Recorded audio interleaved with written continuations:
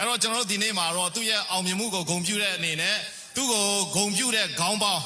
ကချင်ရိုးရာထဲမှာတော့ကျွန်တော်ခေါင်းပေါင်းပေးပြီးဆိုတဲ့အခါကျရင်အင်မတန်မှဂုဏ်ပြုတဲ့အလေးထားတဲ့သူတွေပဲကျွန်တော်တို့ဒီခေါင်းပေါင်းကိုချီးမြှင့်ခြင်းဖြစ်ပါတယ် ကဲဒီမှာကချင်ညီကိုတွေကတော့အရန်ကိုတန်ဖိုးရှိတဲ့ကောင်းပေါင်းနဲ့လွယ်အိတ်ကိုကိုကျွတ်ရှော့ဘန်နဲ့အတွက်ယူလာတာဖြစ်ပါတယ်အယုံမင်္ဂလာပါအခုကျွန်တော်ကိုကျွတ်ရှော့ဘန်ရဲ့ celebration ကိုအခုကျွန်တော်နေငယ်ဒီမှာလုပ်ချင်ပါတယ် celebration ဆိုတာကသူ့အတွက် celebration ကောင်းကောင်းလုပ်ပေးတာကိုကျွန်တော်ဒီမှာနေငယ်မျှဝေချင်ပါတယ်အခုကျွန်တော်တို့ဒီ USA မှာရှိနေတော့ချင်းလူမျိုးအားလုံးကသူ့ကိုဂုဏ်ပြုကြတယ် Indiana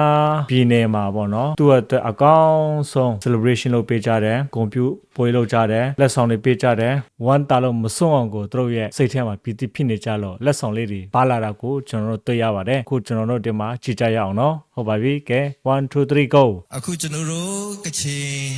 ညီကိုဖြစ်တဲ့ Dr. Mosangကိုကျွန်တော်တို့အနေနဲ့ interview လုပ်သွားမှာဖြစ်ပါတယ်ကျွန်တော်တို့မောဆာအနေနဲ့ဒီညနေပါဝင်ပေးတာကျွန်တော်ကျေးဇူးတင်ပါတယ်ဆရာတော်အနေနဲ့ကျွန်တော်တို့ဒီတို့အောင်ပွဲအတွက်ဘယ်လိုအမြင်ရှိပါသလဲဆိုတာကအနည်းငယ်ပြောပြပါလို့ ဟုတ်ကဲ့ကျွန်တော်တို့ Joshua Buen ရဲ့အောင်မြင်မှုမှာ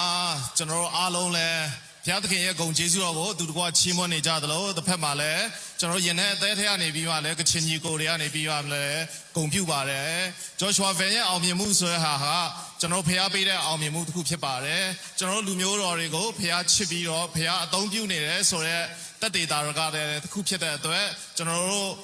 ကချင်ကြီးအားလုံးရဲ့ကိုစားပေါ့လေနော်ဒီနေ့သူ့ရဲ့အောင်မြင်မှုမှာလာရောက်ပြီးတော့ဂျေဇုချင်းမွန်တော်စိတ်အစဉ်နဲ့သူလာရောက်ပြီးတော့ဂုဏ်ပြုနေခြင်းဖြစ်ပါတယ်ကျေးဇူးတင်ပါတယ်ပြီးတော့ဆရာတို့အနေနဲ့လည်းဂုဏ်ပြုလက်ဆောင်လည်းပါလာတယ်လို့ကျွန်တော်တို့သိထားပါတယ်အဲ့ဒါကိုလည်းကျေးဇူးတင်တယ်နည်းငယ်ပြောပြလို့ရမလား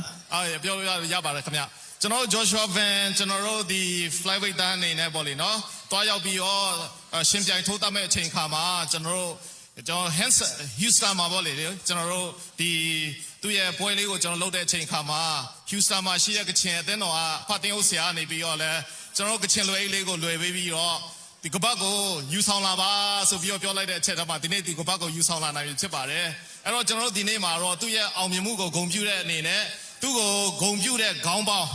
ကချင်ရိုးရာထဲမှာတော့ကျွန်တော်ခေါင်းပေါင်းပေးပြီးဆိုတဲ့အခါကျရင်အင်မတန်မှဂုံပြုတဲ့အလေးထားတဲ့သူတွေပဲကျွန်တော်တို့ဒီကောင်းပေါင်းကိုချီးမြှင့်ခြင်းဖြစ်ပါတယ်။ကောင်းပေါင်းနဲ့အတူကျွန်တော်ကချင်လွယ်အိတ်လေးလည်းကျွန်တော်ယူခဲ့ပါတယ်။ကျွန်တော်ကချင်သားလေးယူခဲ့ပါတယ်။ဒါပေမဲ့ဒီနေ့ကကျွန်တော်ဒီမှာလူအများ public မှာဖြစ်နေတဲ့အခါကျတော့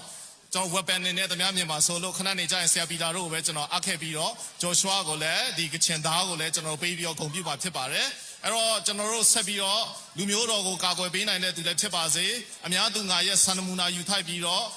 ဘုရားသခင်ရဲ့ဘုံတော်အာနုဘော်တော်ကိုလည်းချီးမြှောက်နိုင်တဲ့လူဖော်ပြနိုင်တဲ့သူဖြစ်နိုင်ပါစေကြောင်းဆုမွန်ကောင်းလည်းတောင်းပါတယ်အဲ့တော့ဒီဂုဏ်ပြုဆုကိုလည်းကျွန်တော်ဒီနေ့ဒီမှာပေးထားခြင်းပါတယ်ကျေးဇူးတင်ပါတယ်အခုလုံးညီကူဖြစ်တဲ့အတွက်ပြသတဲ့အတွက်သူပဲကျေးဇူးတင်ပါတယ် thank you thank you